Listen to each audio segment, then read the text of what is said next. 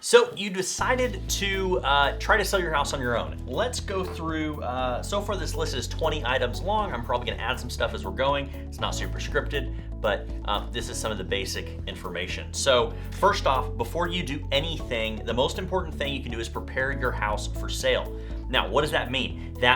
Do you need to upgrade things? Do you need to replace carpet? You need to paint? You need a landscape? What do you need to do to the house to get it in the absolute best condition you can without overspending, to make sure that you're gonna get top dollar and you're gonna net the most amount of money? Because when people go into your house, they're gonna expect it to be in a certain level of condition based on your area, your price, your neighborhood, and the current market. So getting your house ready is one of the most important things to do. After that, it needs to be staged. You need to have a professional staging company come in and stage your home, because how you live in the home is not often the best way to present your home to future buyers. Now, once your house is prepared and once you're staged, then you need a professional photographer, professional video, and professional virtual tours of the home once everything is done, because it's going to look gorgeous by this time. Hopefully it looks gorgeous by this time. And you want to get the best photos possible, make it look light and bright, make it look open, all of those things. And you're not doing a bunch of photo editing, but you want it to look the best as absolutely possible through photo, through video, and through virtual tours. Virtual tours are not as common as regular photos, but virtual tours are super important because there's a ton of people out there that are buying homes sight unseen, and being able to tour that property in person, tour that property online, and understand how rooms connect and how the space flows and all of that is very, very important. So we do that on all our listings, but if you're doing it, you need to hire somebody to do professional photos, video, and virtual tour. Now, another super important thing, price to the market. Use the data out there. You're gonna have a little hard time getting actual sold prices because sold prices are not public information in Texas. Some states it is. In Texas, it's not. So just because you see a property online on one of these popular real estate sites that says it was listed at that, it doesn't mean it's sold at that, because again, that's not public information. So take the data, look at what other houses are selling around your neighborhood. How long are they sitting on the market? How do they look compared to your house? Beds, baths, square footage, pool, does it back to a road? Does it back to power lines? Is it on a corner lot? How much value can you tell that maybe yours has more value or less value because of those? So if you back to a street and you're looking at an identical house in the inside of the neighborhood that does not back to a major street, your house is gonna go down a little bit in value, assuming those two houses are the same, right? Same thing with power lines. Corner lots are gonna have a little more value. Pools are gonna have more value. Pools can have value anywhere from $10,000 to $50,000, depending on the property.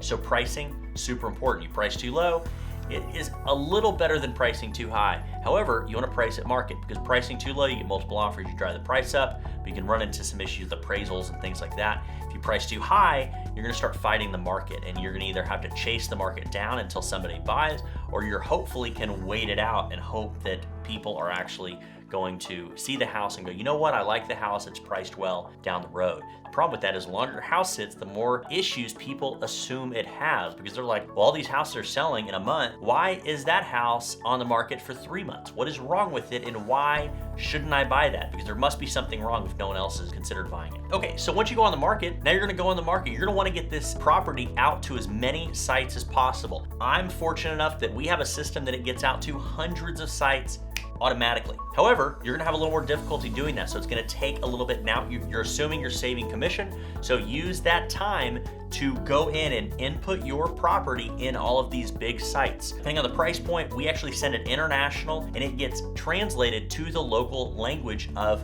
a lot of these areas. So, because we have a lot of buyers moving to the area that might not speak English as a first language. They might not even be using a lot of the sites that we use online. They might be using something else. So we want to make sure it's in their site. So look up what those sites are and make sure your property is plugged in all of those.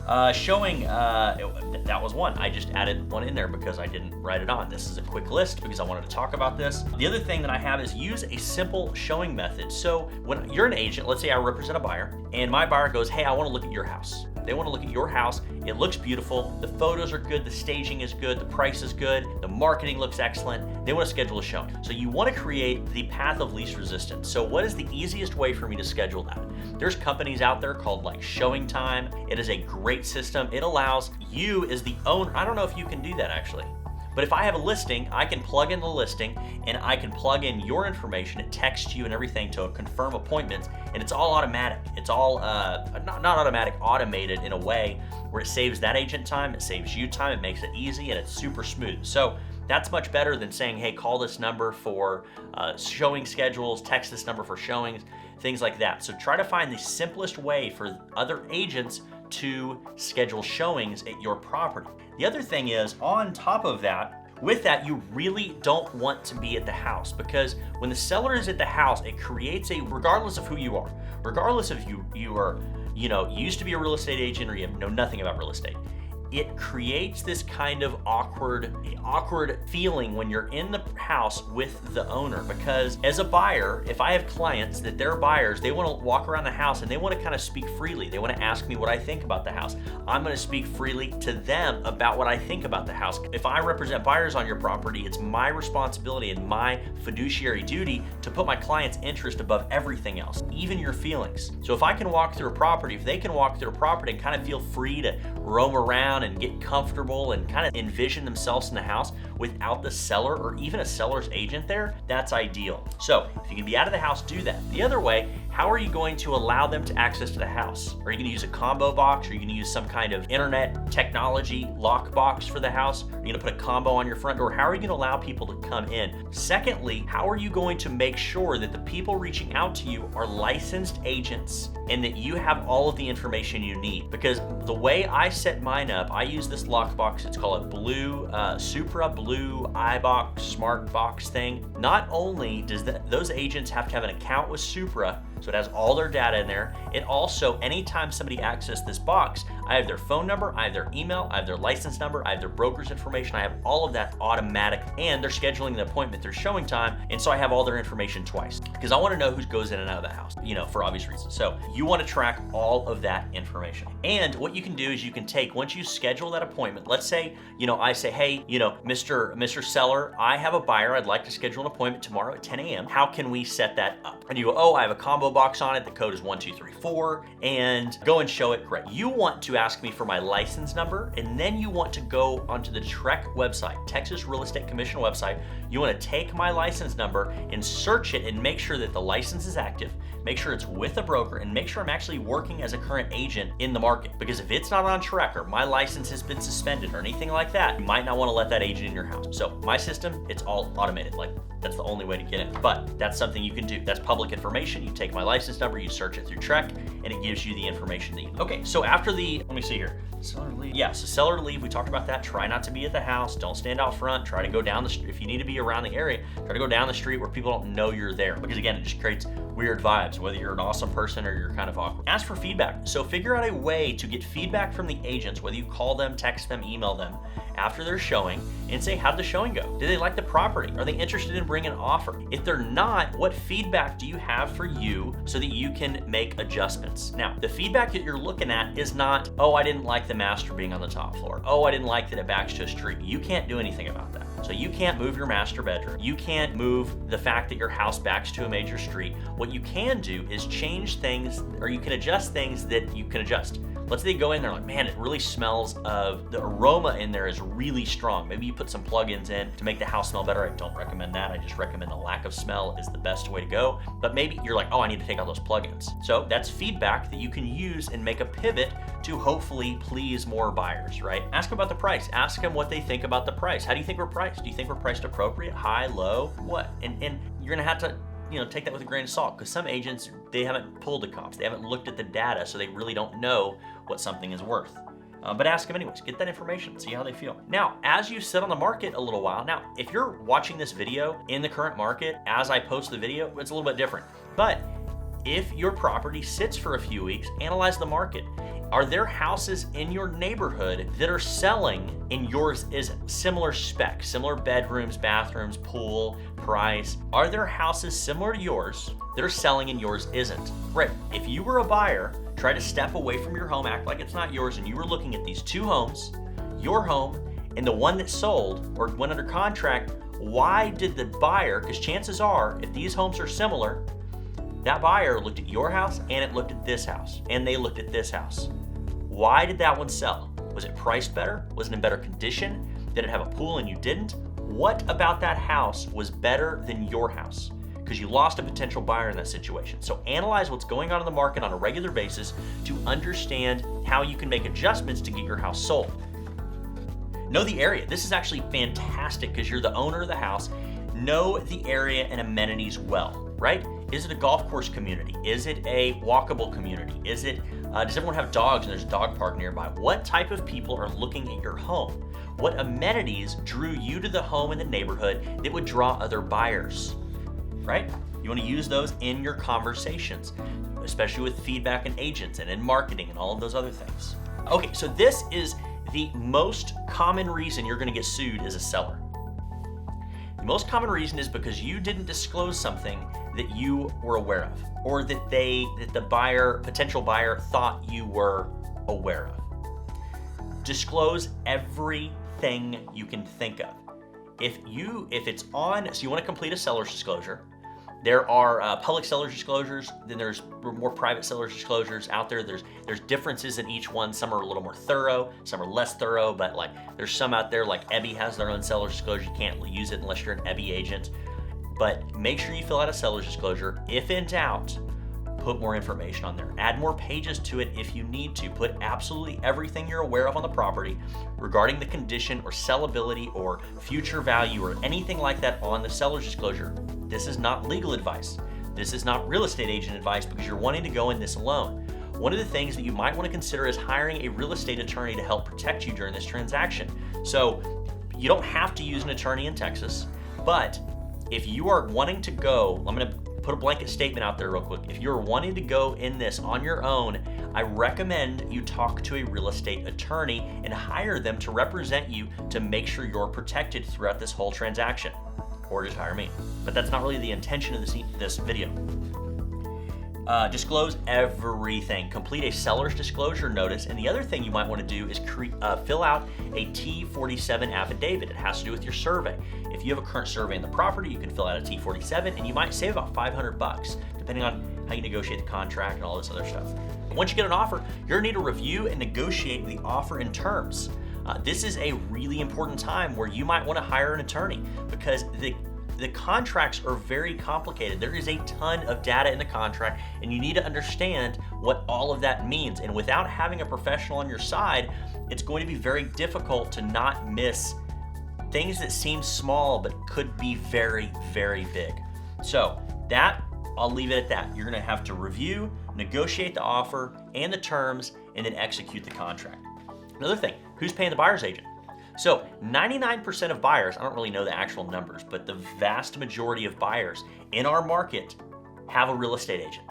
And in our market in North Texas, it is very, very, very, very common for the seller or the seller's agent to pay that buyer's agent. One of the common rates is about 3%. You can negotiate whatever you want, but 3% is probably the most common amount that you see buyer's agents paid in the public market in North Texas. So if that buyer's agent has a buyer, who's paying that 3%? Because most of the buyers, depending on the price point you're in, but most buyers are going to expect not to have that additional 3% at closing when they buy a home.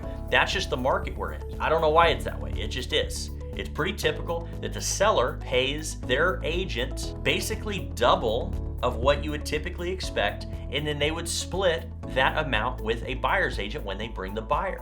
It gets more complicated than that, but that's the gist of it. So who's paying that buyer's agent? Are you planning to pay 3% of the close price to that other broker that's gonna be bringing a buyer to you? Or are you gonna say, no, I'm not paying any commission? What's that gonna do to your buyers? It's gonna drop them down massively because depending on the price point you're in, you know, if you're in a more of an entry-level price point, most people don't have an additional 3% to come up with when they close on a house because honestly, they were expecting their agent to get paid by the seller. Again, everything's negotiable, but that's just pretty common of what happens in North Texas. So you want to be aware of that. You want to have that conversation up front. And chances are that other agent's going to be having that conversation with you as well. So just consider that. Who's paying the buyer's agent since you don't have an agent? Prepare for inspection, super important. So there's a lot of ways to prepare for an inspection. One of the most common ways is leave all of the access panels open. If you have scuttle holes, if you have attic access, if you have attic walkout, any of that, leave it accessible. If you have a pull down ladder, make sure that you don't have a car there or boxes there or anything like that. Make sure they have the inspector has access to all the gates, so make sure you leave them unlocked. Make sure you leave them access to, so they can get to the sprinkler panel and the electric panel and any other control panels you have. Make sure that inspector can get to them. Other things to prepare for inspections, check your light bulbs, because if you have a light fixture that won't turn on and the inspector finds it, they're going to say, I don't know if that's a bulb or that's the light fixture or an electric problem. I recommend an electrician to inspect that. So if it's a bulb and you know it's a bulb, just replace the bulb. Also, when we go back to the beginning of getting your house ready, try to get all the same colored light bulbs through your house, because it's gonna make your house look much better, it's gonna photograph better, it's just gonna be the way to go. I like, is it 3000 Kelvin? I think it's like 3000 Kelvin, 3200 Kelvin is where I really like my colors. I think it's about 3000 Kelvin that I really like. Is a really good spot to go. Now, inspection is done. That buyer and buyer's agent most likely are gonna come back to you with repair negotiations. They're gonna ask for money instead of repairs. They're gonna ask for repairs, or they're going to ask for a combination of both. Now, anytime you agree to repairs, you are agreeing to have a professional do the work, unless you specifically specify that you're going to do it. For example, if there's electrical work to be done on the house, and the buyer says, I want this electrical work to be done, they don't have to specify it needs to be a licensed electrician. In the original contract, it states that any repairs to be done on the house must be done by a licensed professional if a license is required, or a professional that does that job for a living. For example, roofing. There's no requirement, there's no licensing for roofing in Texas. But you can't have a handyman come do roof work. Can't put a new roof on for you. You need somebody that works in roofing professionally to come do the roof stuff. If it's things that require a license, they must be licensed. If it's something easy and small, you might want to specify in there that you are the one to do it. It's not a professional. So again, talk to an attorney about how that wording works and blah, blah, blah, and your risks and everything like that, because I might know how to do electrical work, but if I'm selling my house and I'm telling the buyer that I'm going to personally do that electric work, and that electric problem ends up, or that electric thing ends up causing an issue down the road, I don't want them coming back to me. I want them calling an electrician. So that's my opinion on that. Next thing we do is schedule the appraiser. So if your buyer is getting a loan, which is most properties, the appraiser is going to need to be scheduled to come out to the property. They're gonna look inside, outside, through the house. They're gonna measure the house. They're gonna do all that. It's less of an issue if you're there with the appraiser. Just try not to talk to them and bother them while you're there. That's my advice to my sellers. Just leave them alone. But if you need to work from home, just let them in, let them do their thing, stay out of their way. The other thing you need to do is you need to provide that appraiser an appraisal packet. Now, what is that? You think, well, the appraiser should have all the information they need. Not necessarily. If you've done upgrades to the house, if you spent money on the house, if your house is different than other houses, if your lot's a little bit bigger, if your square footage is a little bit bigger, if you're a custom floor plan that has some modifications to it that create more value in the house, you want to specify and call out all that information in the most polite way possible. Because we don't want to come off as, I know more than the appraiser, because I don't. I just want to come off, hey, Mr. Appraiser, I want to provide you with all the information I'm aware on the house, that hopefully this will help make your job a little easier when you're out at the property, right? So we're not trying to push them one way or another, but there's certain things, like I had a house a while back, it had nail down hardwood floor all upstairs. In that price point, it was super, super rare. In most of the houses in that neighborhood that had wood, it wasn't nailed down hardwood.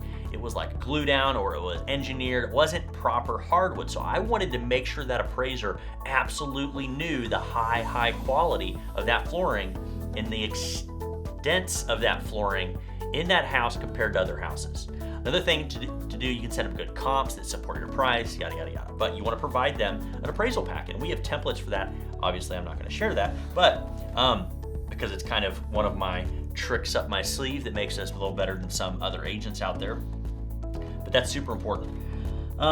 Okay, we kind of touched on this a bit before, but you need to complete the repairs. If you said you're going to do these certain repairs, you have to complete them prior to closing. And I would recommend do them as soon as possible, because that buyer is going to want to come back to the property and they're going to want to do one of two things. They're going to want to do a final walkthrough to inspect everything and make sure the house still looks good, or they're going to want to hire that inspector to come back and inspect the work that you said you would do.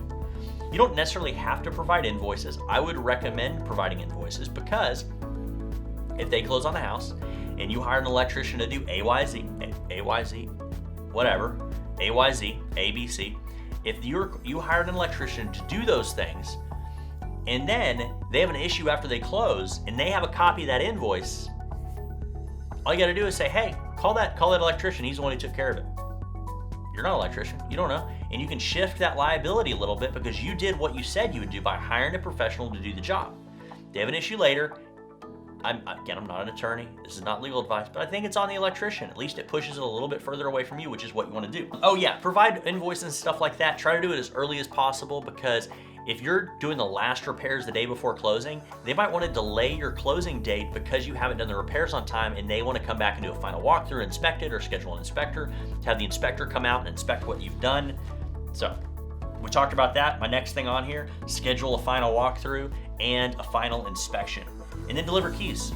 That is my quick list of things that you need to take notes while you're writing this down. If you want to go in on this on your own, take notes. Take notes to this video, go back, watch it again. This is absolutely not all the information you need. Just because you do these things doesn't mean you're going to successfully sell your house. It doesn't mean this is my advice on how to sell your house. I just wanted to educate you on a bunch of the stuff that you're going to go up against while you're selling your house. Now, if you've done this a bunch of times and you sold your house a bunch of times, you probably have it figured out. Doesn't mean you're bulletproof, but it means you probably have it figured out. So I promise you, when I was going through this list, even if you've sold a house 10 times and you feel like you're comfortable with it, I guarantee you I brought something up that you've never thought about before. So, and this is just a fraction of the stuff that goes on. The biggest part of what makes us really good is being able to troubleshoot when things pop up. And even the super rare things that you don't think that come up once in a blue moon, we've probably dealt with. So I hope this was helpful. By no means is this all encompassing of what you need to know and need to do to sell your house, but this is a great list to get started.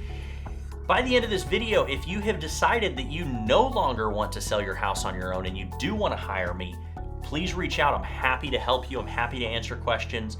If you do reach out and you still want to sell your house on your own, but you're kind of wanting to feel me out and get that, that's fine too.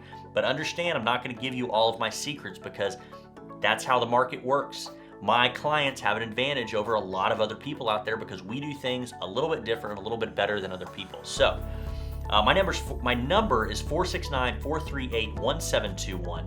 If you want to reach out to me directly, that is my cell phone, at least when this video is recorded. If it's not, it's probably a landline by the time at some point I'm going to switch it over, because I get calls all the time. What else? My name is Jordan Bellinger. I'm with the Bacon Bellinger Real Estate Group at Coldwell Banker Apex in North Texas.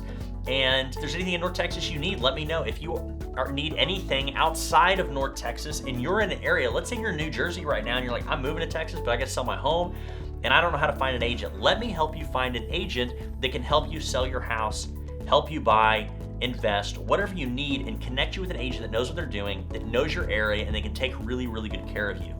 So that's what I got. Again, my name is Jordan Bellinger. Anything you need, let me know. Comment below on some things that maybe I missed on here. Obviously, they're probably in my head or in my notes in our procedures, but they're just not mentioned on this video. Comment below. Thanks for joining me, and I will talk to you guys later. Bye.